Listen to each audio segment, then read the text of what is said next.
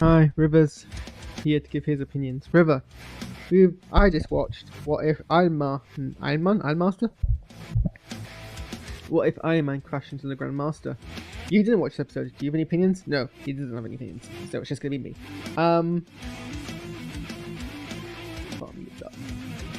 So yeah, this is episode 4, obviously the second season.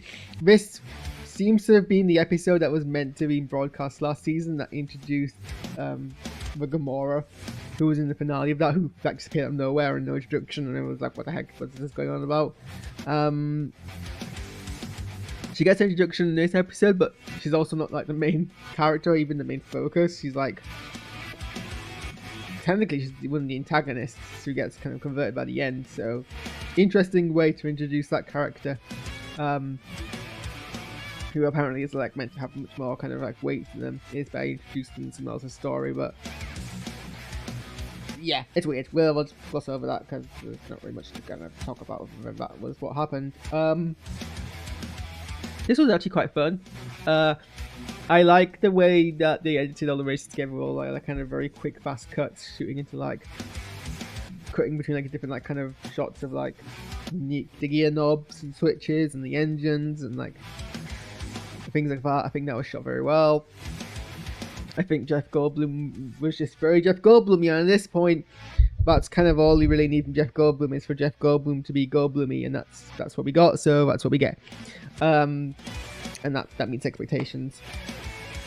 Honestly, I think actually everyone in this was pretty much as a character as we imagine them in different scenarios. This could very easily be like a short with these characters. You know, there wasn't much changes from where they are at this time in their lives. So we can very easily believe like some of the other What If episodes. What I mean by this is some of the other What If episodes. They kind of appear in places, but they have completely different character. Not completely different, but like their characterizations kind of shifted in the timeline. Kind of, if you know what I mean, or it's kind of shifted for the story, or like condensed. Not so much here. I mean, we see a Gamora who is much more fanatically following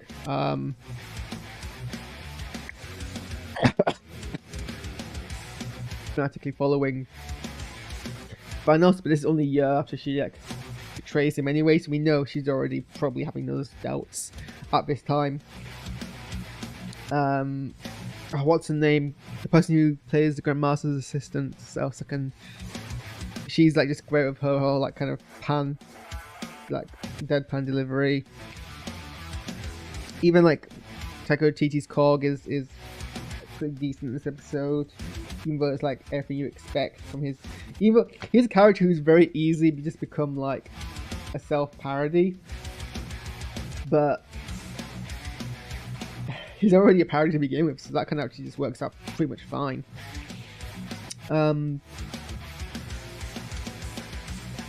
Yeah, there were a lot of like kind of leads in this episode. You know, you've got Tessa Thompson's Valkyrie, but even then they fit in very well.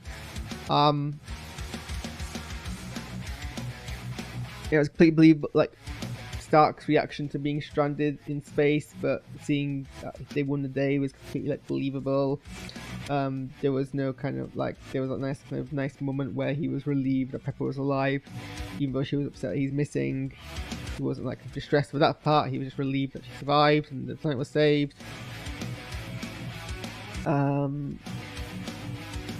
There was some nice kind of like fight sequences. I don't really have much to say about the episode. It was pretty nicely executed.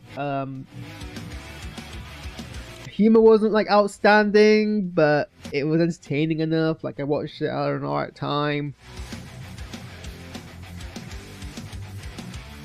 Again, I think my only criticism is that this is framed as the introduction of Gamora's character, but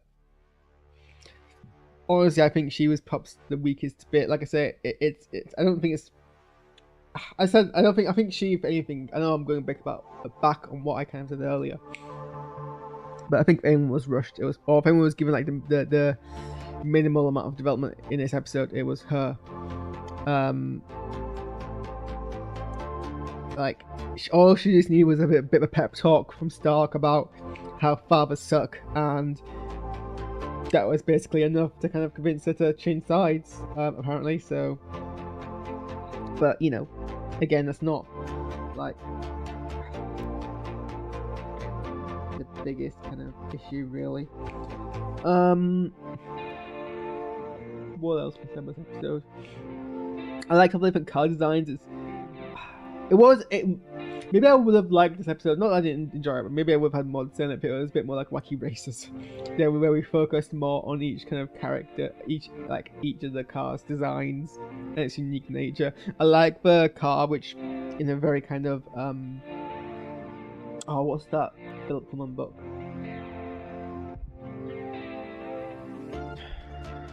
City on Mortal Engines. That's Philip Pullman, right?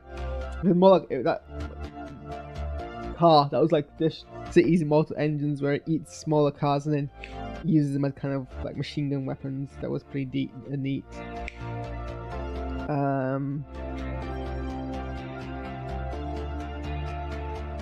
It's actually kind of, so according to this, as soon as like Iron Man beat the Shari army, Thanos basically wanted Gamora to go capture Iron Man. So it's a bit unclear why that never happened in the original, in the prime time, in the sacred timeline. Maybe they were more focused on other things, I guess. I don't know. I mean, there's no reason why she could have gone to Earth and tried to capture him, and she probably would have been more successful, to be honest. So I guess that's the only kind of like split there. What else can I say this episode? Jeff Goldblum becoming a sapient pile of goo on the floor was just, had no reason to be as funny as it ends up being. Yeah, I think that's a pretty decent episode. I enjoyed it. I think it's the first time Mark Wigner has like a lead role as Tony Stark. I guess he had a lot to do in the Killmonger episode in the last season, but this is one where he's actually more of the lead throughout the thing, and I think he does a really good job of impersonating Robert Downey Jr. to the point where I'm like, this is Robert Downey Jr.'s Iron Man and not someone else's Iron Man. So, you know, credit to him, because that's a thankless job when you're trying to impersonate someone else's performance. Yeah, okay, well, I'm going to go catch up on the other 2 episodes, so we'll be back probably in about half an hour's time with that.